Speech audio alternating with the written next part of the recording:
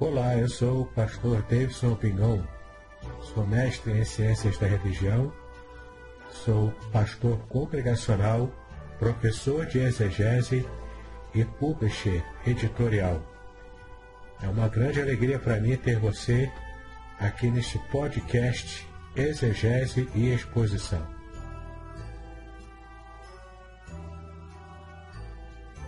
Participe! Sugira novos temas para que eu esteja tratando aqui nos podcasts. Eu quero aproveitar para convidá-lo também a assinar o meu canal do YouTube, especialmente para ter acesso à playlist Exegese e Exposição, onde há vários vídeos que você pode ampliar ainda mais o seu conhecimento bíblico. Se você quiser, também tem um grupo do Telegram, chamado Exegese e Exposição. Há também cursos gratuitos meus na plataforma Udemy. É só você acessar e participar desses cursos gratuitos.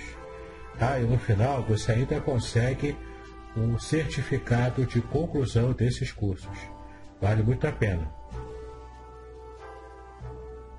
E um curso muito especial que eu quero chamar a sua atenção é o curso Introdução à Exegese Bíblica. Nesse curso, eu te ensino passo a passo da metodologia exegética usada pelos profissionais da área. Eu tenho a certeza de que você será muito edificado ao conhecer o passo a passo desse método de exegese bíblica. É importante você saber que para fazer esse curso, não há necessidade de conhecer grego e hebraico. Na verdade, você pode usar o conhecimento das línguas originais da Bíblia, caso você já o tenha, mas não é uma condição essencial para que você possa fazer o curso. Então, vale a pena conhecê-lo. Clique no link que está na descrição deste podcast. Vamos então estar começando nossa palestra de hoje. Eu convido você a estar abrindo a palavra de Deus no livro de Neemias, capítulo 8. Neemias, capítulo 8.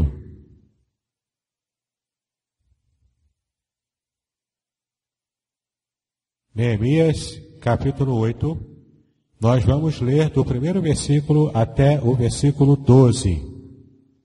Neemias, capítulo 8, de 1 a 12. Que diz assim: E chegado o 7º mês, e estando os filhos de Israel nas suas cidades, todo o povo se ajuntou como um só homem, na praça, diante da porta das águas, e disseram a Esdras o escriba, que trouxe o livro da lei de Moisés, que o Senhor tinha ordenado a Israel. E Esdras, o sacerdote, trouxe a lei perante a congregação, tanto de homens como de mulheres, e leu no livro diante da praça, que está diante da porta das águas, desde a alva até ao meio-dia, perante homens e mulheres, e os que podiam entender, e os ouvidos de todo o povo estando atentos ao livro da lei. E Esdras, o escriba, estava sobre um púlpito de madeira que fizeram para aquele fim. E estava em pé junto a ele, à sua mão direita, Matitias, Sema, Anaías, Urias, Ilquias e Maazéias. E à sua mão esquerda, Pedaías, Misael, Melquias, Razum, Rasbadana, Zacarias e Mesulão. E Esdras abriu o livro perante a vista de todo o povo, porque estava acima de todo o povo. E abrindo-o ele, todo o povo se pôs em pé. E Esdras louvou ao Senhor, o grande Deus, e todo o povo respondeu: Amém, Amém. Levantando as suas mãos, e inclinaram suas cabeças, e adoraram ao Senhor com os rostos em terra. E Jesuá, Bani, Serebias, Jamim, Acube, Sabetai, Odias, Maazéias, Quelita, Azarias, Josabade, Anã, Pelaías e os levitas ensinavam o povo na lei, e o povo estava no seu lugar. E leram no livro da lei de Deus, e declarando e explicando o sentido, faziam o que lendo se entendesse. E Neemias, que era o governador e o sacerdote, Esdras, o escriba, e os levitas que ensinavam ao povo, disseram a todo o povo: Este dia é consagrado ao Senhor vosso Deus. Então não vos lamenteis e nem choreis. Porque todo o povo chorava, e ouvindo as palavras da lei. Disse-lhe mais: Ide, comei as gorduras e bebei as doçuras, e enviai porções aos que não têm nada preparado para si, porque este dia é consagrado ao nosso Senhor. Portanto, não vos entristeçais, porque a alegria do Senhor é a vossa força. E os levitas fizeram calar a todo o povo, dizendo: Calai-vos, porque este dia é santo, por isso não vos entristeçais. Então todo o povo se foi a comer, a beber, a enviar porções e a fazer grande regozijo, porque entenderam as palavras que eles fizeram fazer. Meus amados, esse texto aqui fala para a gente sobre um grande momento da vida da nação de Israel. Após o terrível momento de cativeiro babilônico, Israel estava em uma situação muito precária como nação. E então, um dos motivos pelos quais Israel estava longe da presença de Deus e enfrentando a situação de cativeiro, um dos motivos era a idolatria que a nação havia caído, havia se deteriorado. Deixaram de obedecer à lei de Deus, deixaram de louvar unicamente ao Senhor, que é o Deus verdadeiro, o único Deus verdadeiro. Deixaram também de estar servindo a Deus conforme a lei prescrevia. Então o que acontece? Quando o povo pôde aos poucos estar voltando para Jerusalém, em Zorobabel, também sob a liderança de Esdras e Neemias, o povo foi voltando do cativeiro aos poucos. E esse retorno do cativeiro para a cidade santa, para Jerusalém, foi dos muros da cidade, da própria cidade e do templo do Senhor. Enquanto tudo estava em ruínas, eles estavam ali reconstruindo tudo, começando praticamente do zero. E quando estavam ali, revolvendo os escombros para a reconstrução do templo, especialmente, eles acharam algo preciosíssimo. Acharam os rolos do livro da lei de Moisés. Porque eles haviam negligenciado há tanto tempo que com a tomada, inclusive, de Jerusalém, os rolos ficaram escondidos, ficaram jogados ao léu. E eles acharam e fizeram uma festa enorme, porque acharam os rolos da lei de Moisés. E é interessante que quando Neemias e Esdras acharam aquele livro sagrado, eles prepararam tudo, inclusive improvisaram um púlpito, e lá estava Esdras e Neemias, conclamando a nação inteira, que ficaram em pé, atentos, ouvindo e interessados à lei de Deus, como nunca haviam ouvido com aquele mesmo interesse antes. Eles estavam ouvindo a palavra de Deus desde a alvorada, aproximadamente umas 5 horas da manhã, até ao meio-dia. Sem comer, sem beber, completamente em jejum, de forma desconfortável, porque estavam em pé, mas ouvindo interessados à lei do Senhor. É interessante a gente perceber também qual era a postura de Esdras e Neemias ao estarem falando sobre a lei. Veja aqui no versículo 8. Nós vamos reler aqui apenas o versículo 8.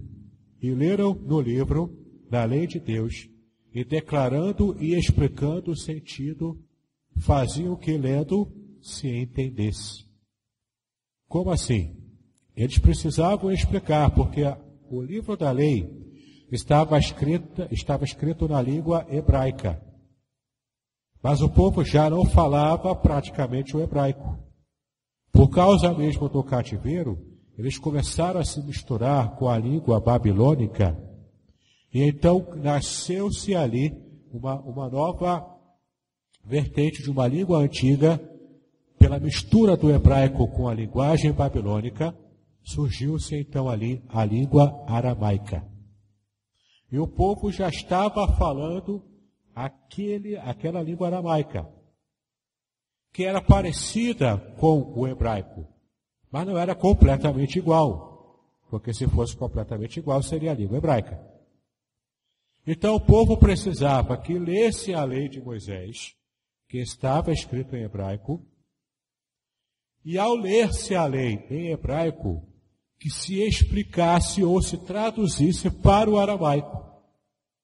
E então o povo realmente conseguiria entender aquilo que Deus queria falar na sua lei.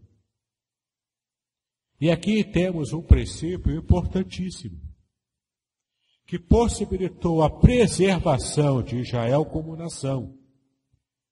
Porque eles estavam recebendo novamente a lei que havia se perdido, numa linguagem que eles próprios conseguissem entender. Houve uma tradução ali. E esse princípio importantíssimo, ele vem sendo utilizado ao longo dos séculos. Desde a Reforma Protestante, a Bíblia ela começou a receber o esforço de ser traduzida para as línguas das nações. Porque das traduções clássicas, temos o Antigo Testamento escrito originalmente em hebraico, temos a primeira versão da Bíblia, que é do hebraico para o grego, e essa tradução foi feita pelos rabinos. E depois disso, temos uma outra versão clássica já, com o Antigo Testamento em hebraico, o Antigo Testamento em grego, e o Novo Testamento também escrito em grego. Surgiu-se a versão Vulgata Latina, que então em toda a Idade Média, essa versão em latim é que era utilizada em todas as missas da Igreja Católica. Mas aí o que acontece? O povo também já não falava latim. O latim era uma língua praticamente morta, em que só era usado, como ainda hoje é usado, nos missais da Igreja Católica. Então, com o movimento da Reforma Protestante no século XVI, com Martinho Lutero, com João Calvino, com Wycliffe na Inglaterra, e na rebarba desse movimento de reforma, já no século XVII, nós temos João Ferreira de Almeida, um padre que, na esteira desse esforço da Reforma Protestante em entregar a Bíblia nas línguas dos povos para que o máximo possível de pessoas tenham acesso à palavra de Deus, nasce João Ferreira de Almeida, que ainda jovem começa a sua tradução do Novo Testamento. Depois de publicar o Novo Testamento no século XVII na Batávia, em língua portuguesa pela primeira vez, e logo depois começa alguns processos de revisão do Novo Testamento e também começa a tradução do Antigo. Só que João Ferreira de Almeida morre antes de completar o Antigo Testamento.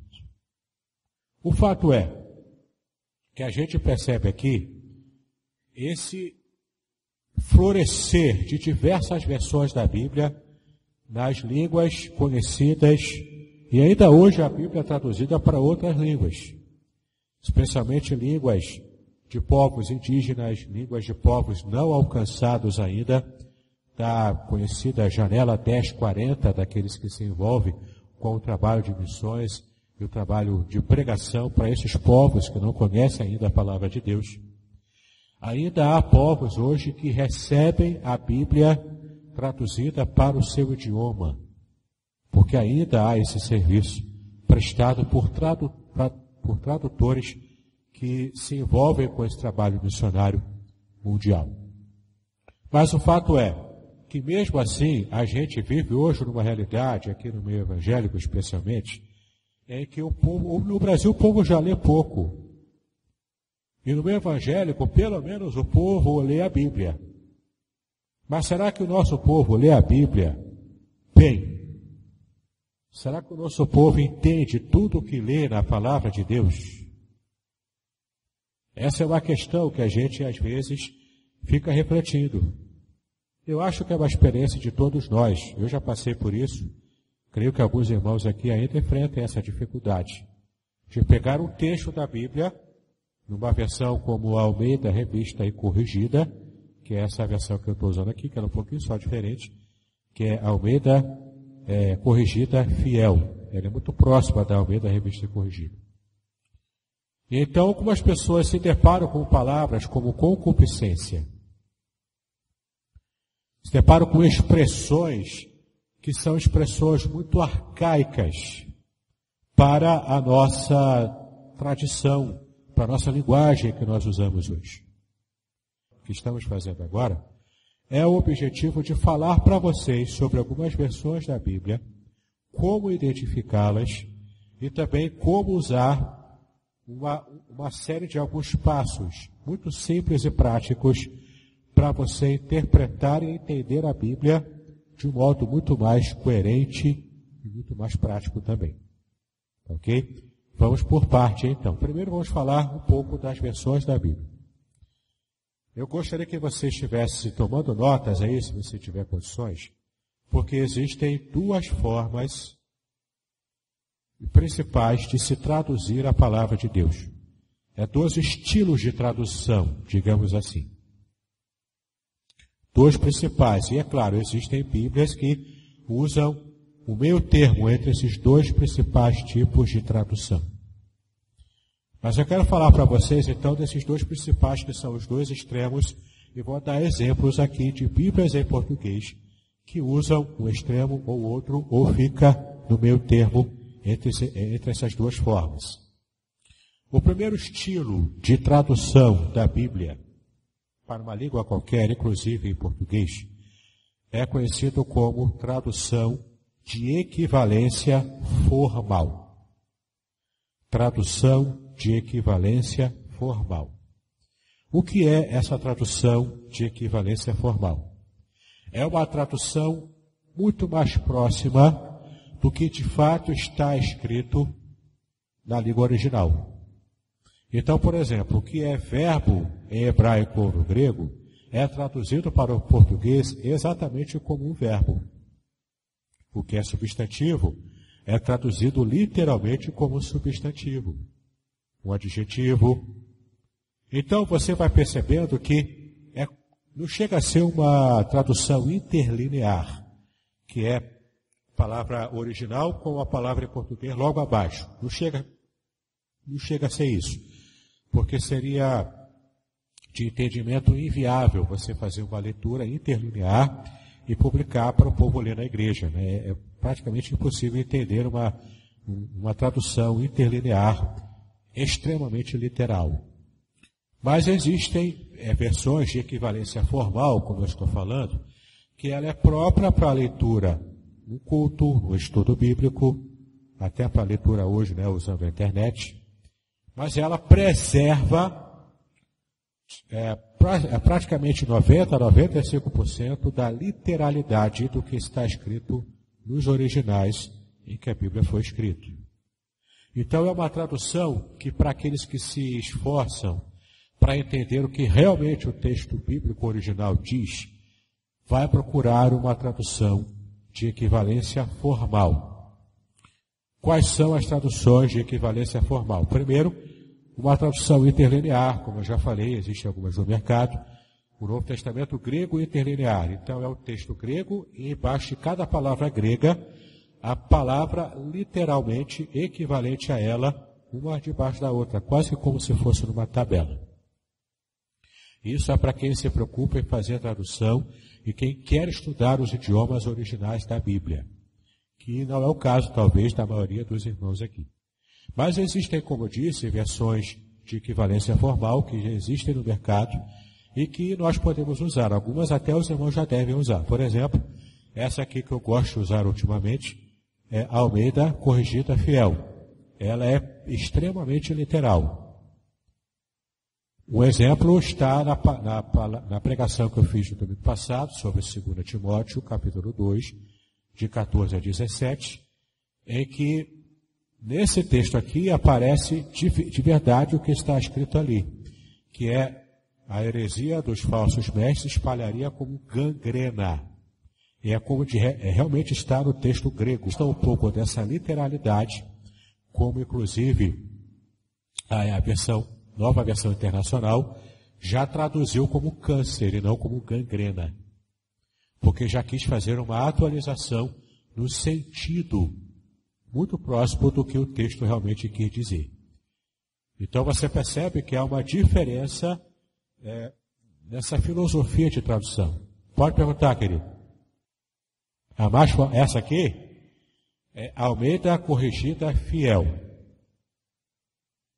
que era parecida com a tradicional Almeida Revista e Corrigida, era bem próxima, mas ela toma algumas diferenças só na linguagem, na forma de tradução, mas ela é uma das mais literais que existem no mercado hoje. A outra, como eu disse, é a própria Almeida Revista e Corrigida, que ela também é bem próxima dessa tradução mais literal, tá? Aí você pode perguntar, mas então a melhor tradução é essa literal? Não, depende do seu propósito. Se o seu propósito é, por exemplo, estudar o grego e o hebraico, comparando com uma versão em português mais literal, você vai usar uma versão interlinear e também vai comparar com a Almeida Corrigida Fiel ou a Almeida Revista Corrigida novamente, né? Tem uma outra versão que também é considerada de equivalência formal, que é a Revista e Atualizada de Almeida. Só que ela toma um pouco mais de liberdade do que a Almeida Revista e Corrigida. Que liberdade seria essa? Ela já está saindo um pouco dessa hiperformalidade da tradução Revista Corrigida e Corrigida Fiel, e ela começa um movimento de aproximação do outro tipo de filosofia de tradução, que você vai anotar agora, é o outro extremo, chamada de tradução de equivalência dinâmica. É só você anotar aí. Tradução de equivalência dinâmica. O que seria essa tradução de equivalência dinâmica?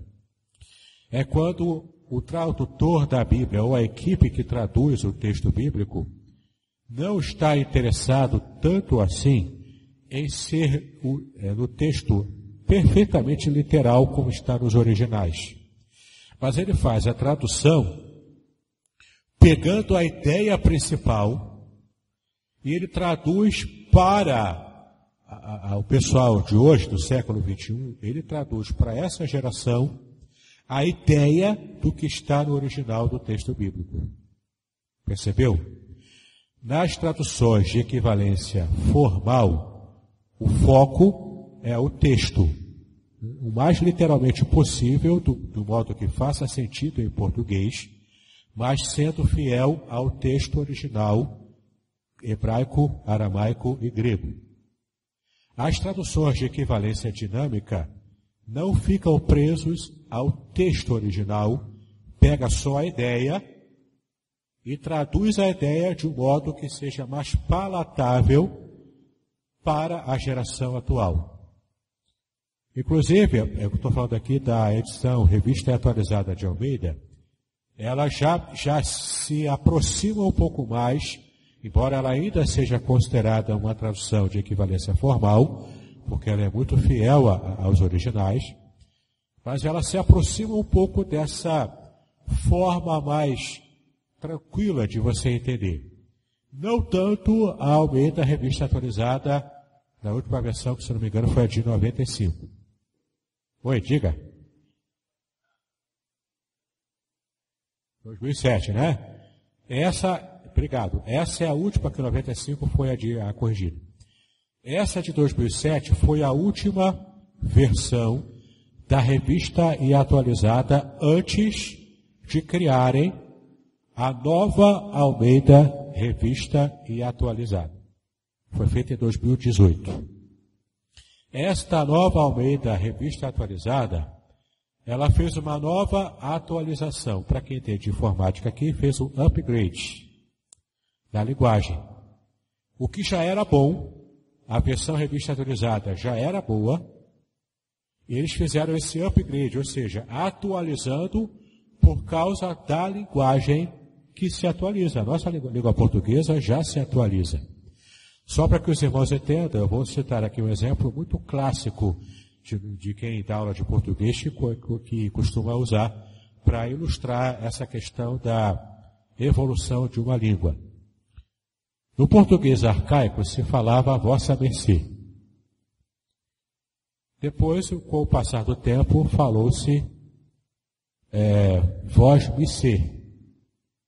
Até por causa do modo como os escravos falavam. Não conseguiu falar vossa mercê, como era na língua portuguesa arcaica e clássica. Então falava vós me ser. Depois, com o tempo, esse vós me ser também evoluiu, virou você. Hoje, com a internet, já se fala VC. E naqueles mais preguiçosos, nem fala mais nem VC, fala C. Você fez, você saiu, você comeu, né? Você vê como a linguagem vai evoluindo, ou involuindo, né? Piorando, deteriorando, de acordo com o entendimento de alguns. O fato é que, gostando ou não gostando, toda a língua evolui, para o bem ou para o mal, mas ela evolui. Ela sofre mudanças ao longo do tempo. Chama-se, para quem estuda linguística, chama-se de evolução diacrônica de uma língua. Onde você percebe como essa língua evolui ao longo do tempo. Ok? Então, por que eu estou explicando isso? Para mostrar para você a necessidade, sim, de atualização da linguagem da Bíblia. Agora você entende o porquê que existem tantas versões diferentes da Bíblia. Várias pessoas já perguntaram, mas a Bíblia é uma só, para que tem tantas versões diferentes? Por causa disso. Por causa da filosofia de tradução, de equivalência formal ou de equivalência dinâmica, por causa também da própria evolução de uma linguagem, de uma língua. E a Bíblia precisa acompanhar para que ela continue sendo uma mensagem de Deus relevante para a geração, para as gerações atuais. Exemplos de versões da Bíblia com tradução de equivalência dinâmica. A revista corrigida fiel e atualizada são consideradas traduções de equivalência formal. Equivalência dinâmica. A atualizada começa a se aproximar, novamente atualizada, ela também tem essa pegada de ser fiel aos originais, mas ao mesmo tempo ser palatável para as gerações atuais. E aí você tem os extremos. A NVI, Nova Versão Internacional, ela é um outro exemplo de tradução de equivalência dinâmica. E ela é muito bem feita. Ok? Ela é muito confiável e muito bem feita, só que ela não vai buscar aquela tradução mais literal, mas ela pega o sentido porque é a filosofia de tradução da NVI. E tem as versões boas, por exemplo, a NVT, que é uma versão até atual, também é uma paráfrase. Você pegar essa filosofia da equivalência dinâmica e aumentar o nível de equivalência dinâmica, não é? E você buscar fazer um texto que está mais preso à ideia do que o texto bíblico quer dizer. Então a NVT, a Nova Versão Transformadora, edição Mundo Cristão, ela é uma paráfrase, portanto, de equivalência dinâmica, e ela é muito bem feita também. Ok? Então, tanto a NVT quanto a NVI, elas são versões de equivalência dinâmica que dá para se confiar. Fala, meu irmão. Salmo 92:10. Como está aqui na corrigida fiel? Porém, tu exaltarás o meu poder, como do boi selvagem, serem ungidos com óleo fresco. Olha que interessante. Chifre.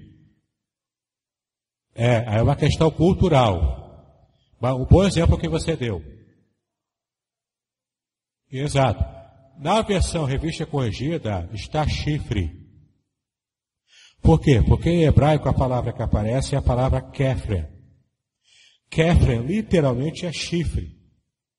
E até tem uma situação interessante que quando Michelangelo foi fazer a estátua de Moisés, ele fez a estátua com 2 chifres em Moisés. Ué, olha, Zípora, o que você fez? Não foi nada disso. Na época da Bíblia, o chifre era o símbolo do poder, da força de um boi. Portanto, de maneira metonímica, que era uma figura de linguagem, metonímia, metonimicamente atribuía-se à pessoa, quando falava que a pessoa tem um chifre, quer dizer que a pessoa tem poder. Por isso que nos textos proféticos do Antigo Testamento, em especial, surge a besta que tem 10 chifres. É o poder exagerado que essa besta tem. É tudo um símbolo. É tudo simbólico. Aí quando você lê no Apocalipse, a besta que saiu do mar com 10 chifres, você imagina aquele Godzilla, enorme, saindo assim do mar, cuspindo fogo, tacando raio e aquela coisa toda. Não é isso, isso é simbólico. Não espere Godzilla. No Apocalipse não haverá Godzilla. Não haverá King Kong gigante, nada disso. Esqueça. É tudo símbolo. Entendeu? E esse exemplo que ele deu é interessante. Aqui na Corrigida Fiel, embora ela seja bastante literal, ela optou, a equipe que traduziu a Corrigida Fiel, optou por traduzir como poder. Mas de fato não faz sentido. Os meus olhos, porém tu exaltarás o meu poder como o do boi selvagem. Quer dizer, faz sentido, mas não tanto quanto aquela ideia do chifre, como está na revista corrigida. Tu exaltas, exaltar é levantar, não é? É a mesma ideia. Levantará porque é para o futuro, e exalta é no presente, Mas o sentido é o mesmo. A questão aqui é o que ele sublinhou, No original está chifre. E por causa disso, Michelangelo tomou também de modo muito literal e colocou 2 chifres na cabeça de Moisés. O poder, a ideia do chifre é a ideia do poder. O poder. Então, poder, força, tudo é simbolizado pelo chifre, pela presença do chifre no Antigo Testamento. Isso é uma forma hebraica antiga de se falar, que chama-se hebraísmo. Ok? Bom, deixa eu continuar então. Então, outros exemplos de Bíblia de equivalência dinâmica, que essas eu particularmente acho que tem problemas na tradução, mas eu vou falar porque elas existem no mercado. Bíblia na linguagem de hoje, ou a nova tradução da linguagem de hoje, feita pela Sociedade Bíblica do Brasil. Por que ela tem problema? Tem problema para quem conhece o texto original, então ele percebe que a tradução é dinâmica demais para o gosto de quem está conhecendo hebraico, aramaico e grego. Mas qual foi o objetivo da nova tradução na linguagem de hoje? Que foi uma das pioneiras no Brasil de tradução na equivalência dinâmica. Foi produzir uma versão que se distanciasse ao máximo dessa forma muito arcaica de tradução, até mesmo para atualizada, para poder você usar como evangelização. Então, para os propósitos da nova tradução na linguagem de hoje, ela é uma boa versão. Porque você pode dar, por exemplo, para alguém que nunca leu nada de Bíblia, conhece nada de Bíblia, e ela vai conseguir ler. Qualquer criança consegue entender como está na nova tradução na linguagem de hoje. Só que para quem conhece grego e hebraico e quer priorizar uma tradução que seja mais fiel de verdade ao que está escrito nos originais, essa é uma tradução que pode torcer o nariz, Que a pessoa que tem esse propósito pode torcer o nariz. Uma outra versão também, que é razoavelmente próxima da Nova Tradução da linguagem de hoje, é a Bíblia Viva. Ela também é boazinha, ela é fácil de se entender, mas é o mesmo problema da Nova Tradução da linguagem de hoje. Ela toma certas liberdades que, para aquele que conhece os originais, ele vai sentir muita diferença e geralmente não gosta. Mas a gente usa mais para fazer a comparação e de repente pegar, porque na verdade essas traduções de equivalência dinâmica, elas são quase uma interpretação do que propriamente uma tradução. Tá? E às vezes você fica dependente demais do que o autor ou a equipe que traduziu, como ele interpretou, né? E você fica refém da interpretação alheia. Se você realmente quer levar a sério o seu estudo bíblico, você precisa usar uma tradução de equivalência formal, que é como está quase que literalmente no texto original, e então você pode ter mais segurança do que de fato está escrito ali, e não você ficar bebendo uma interpretação como se fosse meramente uma tradução. Ok? A Bíblia, a Mensagem, de Eugene Peterson, também é considerada uma paráfrase, embora também seja interessante, mas ela é uma paráfrase, não pode ser considerada uma tradução. Ok? Bom, essas são assim, as mais conhecidas, as principais. Tem também versões católicas e judaicas que são boas para você poder comparar. Eu vou falar 3 versões católicas que eu recomendo, que são de boa qualidade. O restante é restante, né? Mas essas 3 são de boa qualidade. Se você quer fazer um estudo comparativo de versões, comece com essas 3. As 3 versões católicas, portanto, que eu recomendo. A primeira, que é a melhor de todas, é católica, portanto, ela vai ter os livros apócrifos também. São aqueles 7 livros fora da nossa Bíblia, que não tem valor de palavra de Deus, mas é bom você conhecer, saber que existe, porque eles têm valor histórico. São a Bíblia de Jerusalém, portanto, ela é bastante recomendada, ela tem inclusive valor acadêmico. Qualquer exegeta que queira fazer um trabalho acadêmico de exegese vai citar a tradução da Bíblia de Jerusalém. Ok? Os comentários, eles são até bonzinhos, mas não é essa maravilha toda não. Porque elas têm como toda a Bíblia católica, tem aquela visão ecumênica, né? Que aí foge da nossa percepção do que seria realmente para a Bíblia adequada como palavra de Deus. Mas vale a pena você conhecer e ter, porque ela é uma boa tradução, o texto é bem traduzido. Tá? Outra versão católica que eu recomendo é a TEB, Tradução Ecumênica da Bíblia. Ela, como o próprio nome diz, ela é ecumênica, ou seja, uma equipe de vários grupos cristãos, inclusive pastores evangélicos, participaram da equipe de tradução da tradução ecumênica da Bíblia. Ela é inferior à Bíblia de Jerusalém, mas ela também vale como tradução usada nos meios acadêmicos também. A última versão católica que eu recomendo, essa eu recomendo porque eu gostei muito da visão do tradutor, que foi o Luiz Alonso Choquel. Ele já é falecido, era um hebraísta muito famoso e competente, se não me engano da Espanha, ele era espanhol. Ele já é falecido, mas ele produziu a Bíblia do Peregrino. A Bíblia do Peregrino, que é uma versão que é bastante interessante na sua tradução, porque ela busca o sentido da cultura judaica antiga. E ela transparece isso no texto, só que não faz como as Bíblias judaicas que eu vou falar aqui, de 2 que são mais conhecidas no mercado, né? A Bíblia judaica, ela, tanto o Antigo quanto o Novo Testamento, especialmente essa que eu vou falar, que você pode anotar aí, é a Bíblia judaica completa. A Bíblia judaica completa, ela é uma tradução feita por um rabino messiânico, por um rabino especialista em linguística, que acredita que Jesus é o Messias.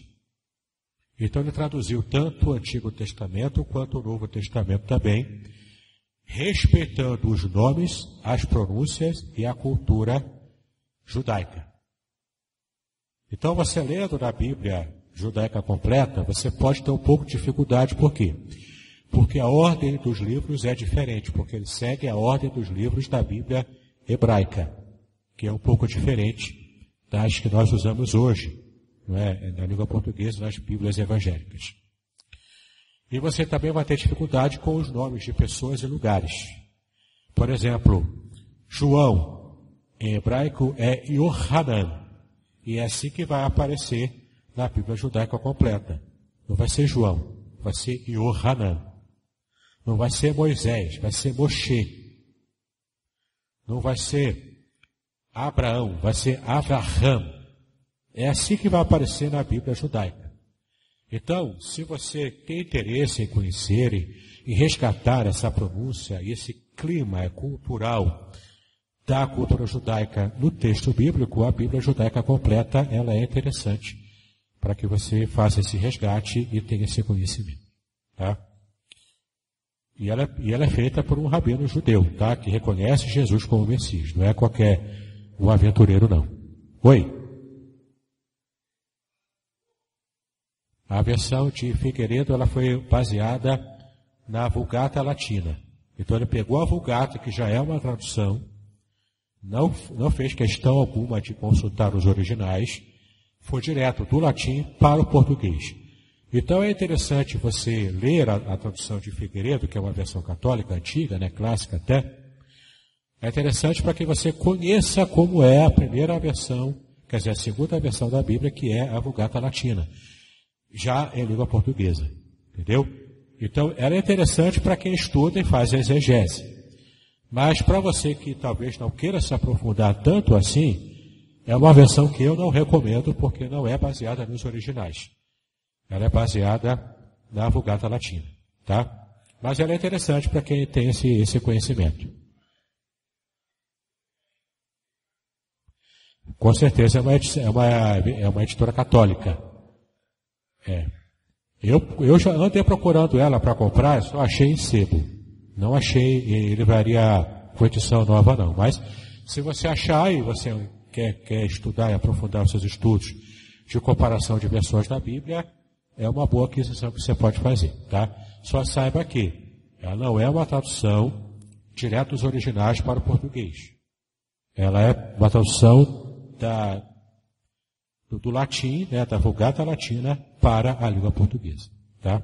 Bom, fechando então, né, essas Bíblias judaicas, que eu falei da Bíblia judaica completa, o último exemplo de Bíblia que eu quero dar de uma versão judaica, que é a Bíblia hebraica da editora Sefer. A palavra Sefer em hebraico significa livro, e é o nome da editora que publica a Bíblia hebraica. Essa tem somente o Antigo Testamento.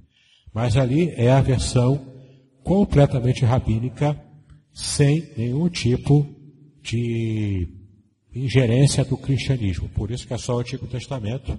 E ali ele vai optar por traduções que vão estar mais de acordo com a tradição judaica.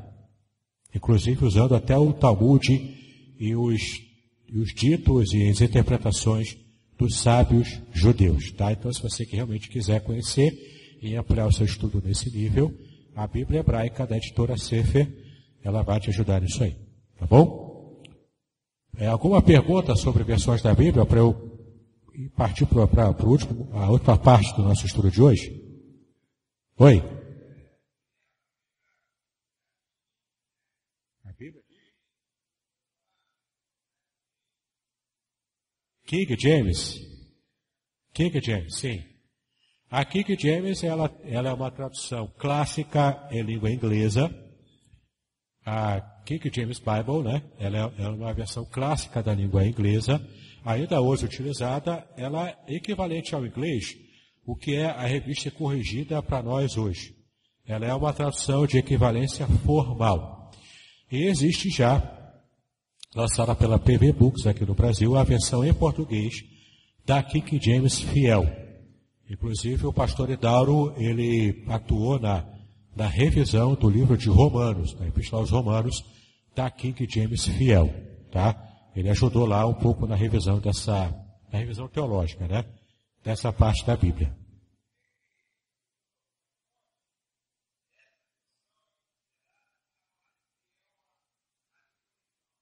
Porque ela é de equivalência formal, assim como essa aqui, a Almeida Corrigida Fiel. Ela é de equivalência formal. Então, tanto para a tradução dos originais, hebraico, aramaico e grego, para o inglês, que é a língua, a principal língua, né, a língua primária, né, que foi traduzida, né, a língua real, para o inglês, quanto também a versão em português também, da King James, fiel, ela usa esse mesmo princípio da equivalência formal. Assim como a corrigida fiel, e a atualizada, que já começa a se distanciar um pouco dessa visão de equivalência hiperformal. Ok? Bom, a segunda parte dessa palestra, que eu também prometo que ela não será longa, ela vai ser bastante tranquila da gente passar, eu quero dar para vocês dicas de como você entender melhor um texto bíblico. E se você quiser se aprofundar nessas dicas que eu vou dar aqui, que eu vou falar muito rapidamente, eu tenho um curso gratuito na plataforma Udemy. Você procura lá Udemy, que se escreve apenas com U, né? Udemy, né? Com Y, mas se pronuncia Udemy. Você pode procurar lá um curso gratuito, totalmente de graça, que você faz com aulas em vídeo, que eu postei ali. E você no final ainda pode pegar um certificado de conclusão. Você faz algum curso, algum seminário, você pode usar esse certificado de conclusão para ampliar as suas horas, né, de crédito acadêmico. Mas então, é um curso que eu criei chamado curso de Estudo Bíblico Indutivo. Esse curso ele é totalmente grátis e você pode ver de modo ampliado, com mais detalhes, o que eu vou falar aqui de modo muito rápido, para a gente poder fechar a nossa aula de hoje. Tá? O que é o estudo bíblico indutivo? É um método específico de você fazer o estudo bíblico, só você e a Bíblia.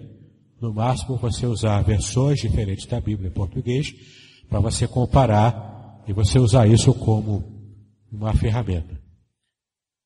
Qual é a ideia do estudo bíblico indutivo? É você, de forma indutiva, ou seja, você indo direto ao texto e cavando o que o texto te dá para você trazer para hoje. Não é? E você vai ficar o máximo possível independente, entre aspas, coloca aspas aí, essa independência, independente de pastores, pregadores e professores. Ou seja, você vai aplicando os princípios simples dessa técnica, você vai conseguir ler o texto, entendê-lo primeiro, para depois conferir se o que o pastor está falando no púlpito, se o que o professor está falando numa classe, está de acordo realmente com o que você leu, ou se não está. Claro que, então eu vou conseguir sair criticando todo mundo. Não, não é essa a ideia. A ideia é você ter uma postura crítica, assim, no sentido de você, de fato, buscar entender o que o texto bíblico diz, e então você ter mais segurança para fazer como está em Atos capítulo 11, que os cristãos de Bereia, quando ouviam o que Paulo pregava, eles voltavam para casa e procuravam na lei de Moisés o que estava escrito para confirmar se de fato o que Apolo pregava estava de acordo com as Escrituras. Essa é uma postura que a Bíblia encoraja. E como é que você pode fazer isso sem entender os princípios básicos de interpretação? É claro que esse método de estudo bíblico indutivo ele não é totalmente completo, porque para você interpretar a Bíblia você precisa de um curso um pouco mais avançado, mas você pode dar os primeiros passos para entender mais adequadamente a palavra de Deus, para que você possa pelo menos ler o texto e conseguir captar o que de fato o texto está dizendo. E não ficar seguindo a torta e a direito qualquer pregador aí de fundo de quintal que vai aparecendo por aí. Né? Então, esse método de estudo bíblico indutivo, ele consiste em 4 passos principais. Você vai anotar agora uma palavra que eu vou te dizer. Tá bom? Quais são os 4 passos que eu vou sintetizar numa palavra só? A palavra-chave, a palavra mágica, você pode falar, não é o abracadabra, mas a palavra mágica é oika. O-I-C-A. Oika. Anota a palavra mágica. Oika. O-I-C-A. Cada letra dessa palavra ela simboliza um passo, e já está na ordem certa do que você tem que fazer, os passos do estudo bíblico indutivo. A palavra oika significa o seguinte: O de observação, I de interpretação, C de correlação, A de aplicação. O de observação, I de interpretação, C de correlação, A de aplicação. Oika. Esses são os 4 passos do estudo bíblico indutivo. Na observação, você vai ler o texto, na versão que você mais gosta e mais usa. Se tiver outras versões, é o ideal que você tenha, você vai comparar e vai ler o texto inteiro que você quer entender nessas outras versões. Aí depois de acabar de ler, você vai ler o texto novamente, depois vai ler de novo, 10, 20 vezes, até o texto ficar vivo na tua cabeça. Então, nesse primeiro passo, que é o O de observação, você vai observar o texto, você vai ler o texto e vai tentar achar no texto detalhes que o texto diz. Como é que você vai achar detalhes? Fazendo perguntas ao texto. Olha, mas quais são as perguntas? Você já deve ter ouvido as perguntas básicas do jornalismo. Você vai fazer essas perguntas e achar no texto bíblico as respostas a estas perguntas. Quais são as perguntas básicas? O que? Como? Quem? Quando? Onde? Para quê? O que? O que está sendo falado no texto? Quem? A quem o texto se refere? Quem fala para quem? É Jesus falando só para os fariseus? Ele falando só para os discípulos? Ele pregando para a multidão numa praia? Você vai identificar os personagens que aparecem no texto. Quando? Em que época isso aconteceu? Você pode até não saber o ano exato, o dia exato, mas você pode saber o que veio antes e o que veio depois dos acontecimentos e vai se situar. Jesus falou a parábola tal antes de curar alguém e antes de partir para uma outra cidade. Você vai situar. Quando? Onde? O local. Onde que ele estava? No templo? Na cidade de Jerusalém? Na rua? No tanque de Betesda? Você não vai fazer um exercício de criatividade inventando as respostas. Não. Você tem que ler o texto, ler o contexto e achar as respostas dessas perguntas. O que, quem, quando, onde, por quê ou para quê. Entendeu? Fazendo essas perguntas ao texto e achando as respostas ali, isso já... Escreve o que eu estou dizendo. Isso já vai te ajudar a compreender uma boa parte do que de fato o texto está dizendo. Essas perguntas que você faz, então, logo na primeira fase do estudo bíblico indutivo, que é a observação. Você vai observar detalhes, uma palavra-chave que se repete naquele texto. Por que o autor está repetindo essa palavra-chave? Tem um propósito, não é à toa. Por que ele está dando ênfase a isso? Entende? Você observando o contexto, nessa observação, e fazendo as perguntas ao texto, você vai então perceber vários detalhes do que o texto está dizendo. Você vai perguntar também para o texto qual é o seu gênero literário. É uma parábola? É uma história? É um texto profético? É um texto poético? Tipo Salmos ou Provérbios? Que tipo de texto é? Essa observação também é importante para que você consiga interpretar o texto. Está tranquilo até aqui? Posso ir para o próximo passo? Posso? Está tranquilo? Então, depois da observação, o próximo passo é interpretação. Como o próprio nome diz, você vai interpretar o texto. Como é que você vai interpretar?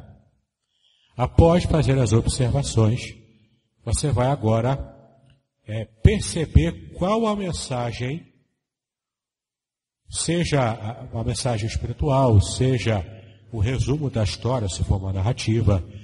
Se você vai perceber também qual o objetivo daquela narrativa, usando os dados que você observou no primeiro passo. Então você observa os detalhes, faz as perguntas ao texto. Na interpretação você vai perceber qual é a mensagem principal que aquela passagem está dizendo para você. Pegou? Então, observação, interpretação, é basicamente isso. Próximo passo, terceiro passo. Correlação. Como assim correlação?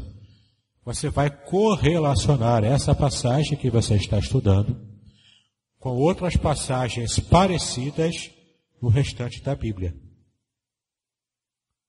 Por exemplo, nos evangelhos, tem 4 evangelhos. Então, você vai perceber se aquela passagem de um evangelho, ela se repete nos outros evangelistas. Dentre os evangelhos, os 4, Mateus, Marcos e Lucas são chamados de evangelhos sinóticos, porque eles são muito parecidos uns com os outros, apenas uma questão de ênfase. Mas eles narram praticamente as mesmas histórias. João, ele é um evangelho geralmente classificado à parte, porque é mais diferente dos outros 3. Ele narra, inclusive, detalhes que os outros 3 nem sequer citam. Então é interessante você fazer essa correlação. Se você está estudando em João, será que esse é um texto característico só de João, ou se também repete Mateus, Marcos e Lucas, nos sinóticos? Se for um texto que se repete, qual a importância dele? Porque ele se repete nos 4 evangelhos. Você percebe que aquela passagem tem uma importância talvez maior do que as outras passagens que não se repetem. A correlação, nessa terceira etapa do método de estudo bíblico indutivo, vai te ajudar, primeiro, a compreender o que a Bíblia, de um modo geral, fala sobre o assunto da passagem que você está estudando. Tá? É uma abordagem mais sistemática. Isso vai também te ajudar a talvez se prender a um detalhe daquela passagem única, Você se prende a um detalhe e acaba interpretando de modo equivocado aquela passagem. Então, quando você faz a correlação de modo adequado, você pega o que a Bíblia ensina nela como um todo, não apenas naquele texto que você está estudando mais detidamente, quanto também você evita de tirar conclusões erradas, porque você não fez por exemplo, se você pega um texto do livro de Macabeus, que é um livro apócrifo, mas os católicos entendem que ele é um livro que não é inspirado completamente, mas ele é deuterocanônico, ele é do segundo cano, que a Igreja Católica entende o livro de Macabeus, o segundo livro de Macabeus. Lá em segundo Macabeus tem uma passagem que Judas Macabeu, que é um personagem principal do livro, ele fala a favor de você fazer orações e fazer cultos especiais para quem já morreu. Foi desse livro de Macabeus que a Igreja Católica tira a ideia de fazer missa de 7º dia pelos mortos. Só que nós, como evangélicos, não acreditamos que Macabeus seja um livro inspirado. Porque lá no final de 2 Macabeus, o autor do livro pede desculpas se ele cometeu algum erro. Olha, eu fiz o melhor que pude com esse livro de Macabeus aqui. Então, se eu cometi algum erro, você me desculpa aí. Claro que não falou com essa linguagem, né? Uma linguagem antiga.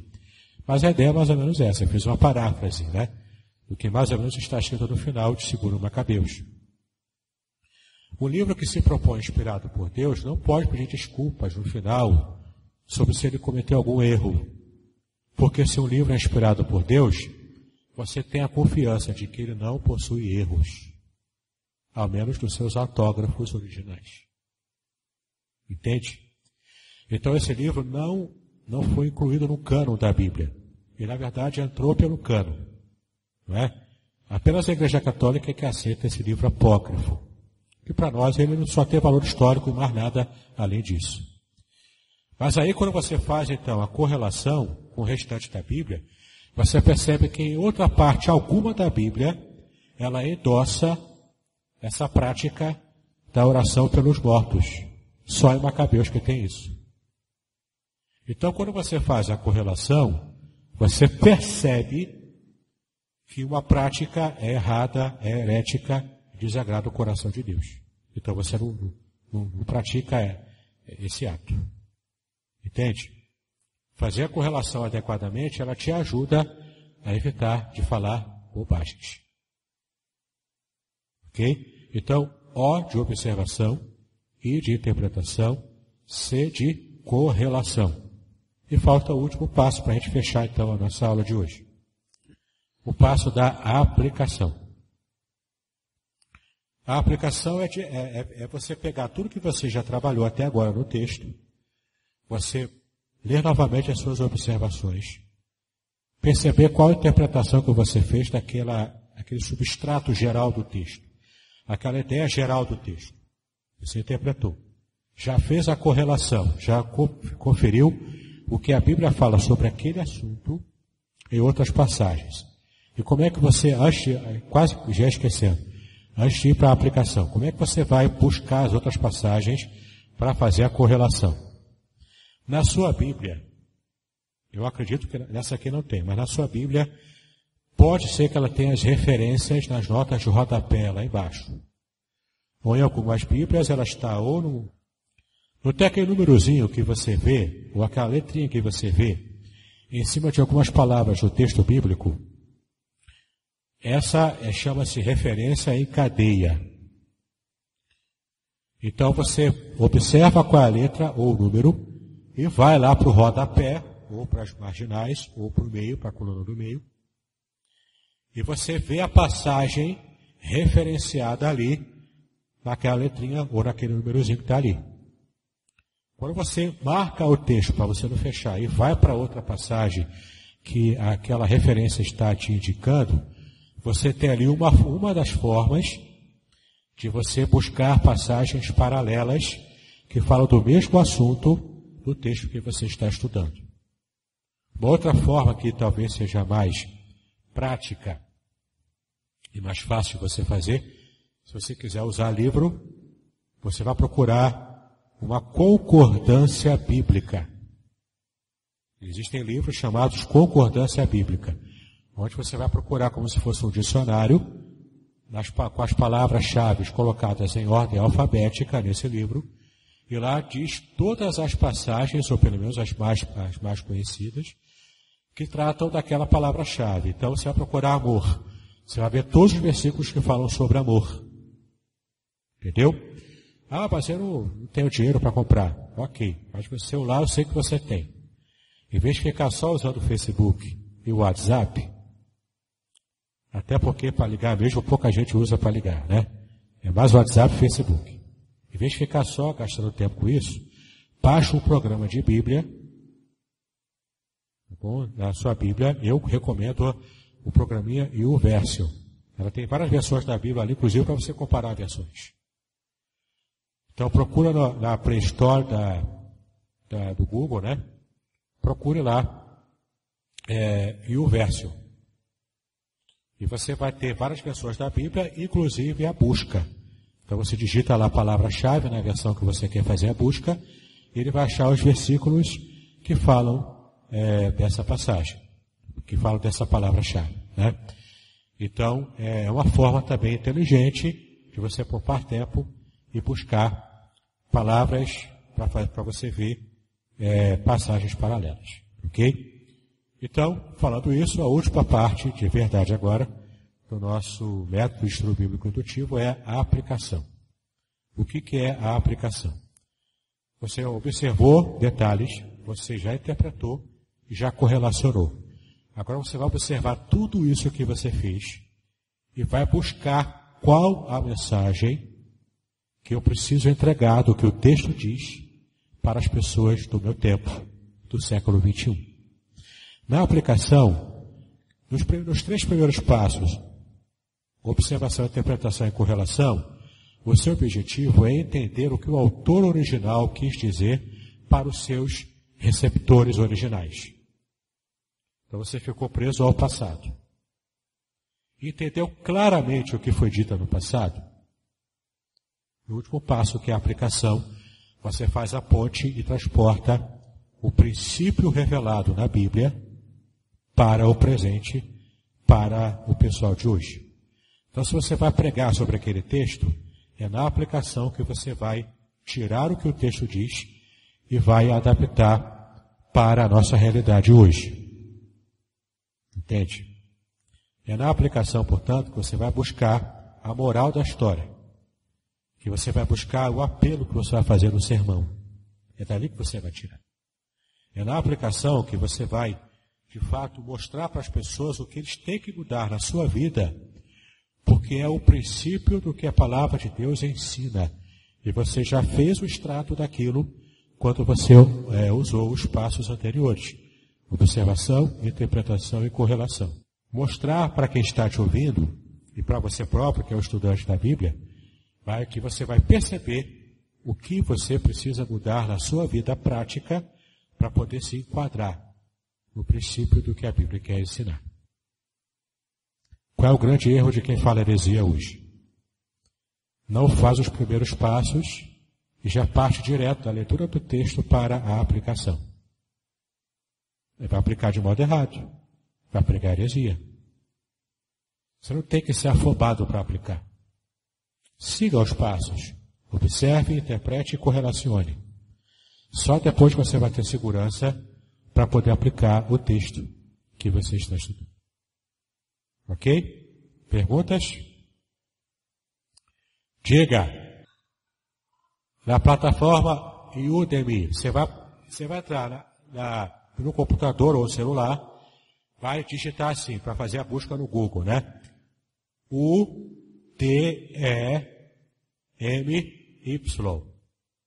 U-D-E-M-Y.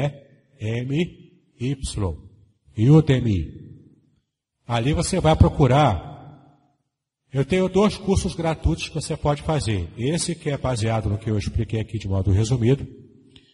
Esse curso é o curso Estudo Bíblico Indutivo. É esse curso que você vai procurar dentro da plataforma Udemy.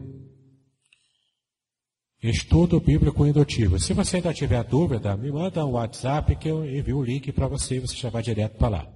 É mais fácil, né? O outro curso que, se você também se interessa, se você é pregador ou quer se tornar um pregador da palavra, é gratuito também esse curso que eu coloco lá nessa mesma plataforma Udemy, que é o curso de nova homilética, como ampliar o impacto da sua pregação para a geração atual. Ali eu dou dicas de técnicas para você ter uma pregação muito mais relevante e impactante para quem você for pregar hoje, numa igreja. E você pode até adaptar isso e aplicar numa aula de escola dominical. É bem interessante, eu acho que você vai gostar. Ok? Como que o pregador vai competir, por exemplo, com Netflix, com internet o tempo todo no celular? Ele tem que ganhar a atenção dos ouvintes para depois, então, aplicar o conhecimento. Por isso que quando eu começo as aulas, eu sei que quase metade do povo aqui vai embora. Mas é de propósito, eu sei, eu faço de propósito isso. Por quê? Eu prefiro ter um grupo menor de pessoas aqui, mas que estejam interessados, do que ter um grupo maior que não está nem aí, que vai ficar o tempo todo olhando o Facebook e celular. Então eu ganho muito mais tendo tendo um grupo de alunos aqui que seja qualificado. Entende? Então, por isso que eu deixo quem não está interessado em ir logo embora e fica aqui só quem está interessado em realmente aprender alguma coisa. Tá bom? Mais alguma pergunta ou eu posso encerrar? Tranquilo? Ok?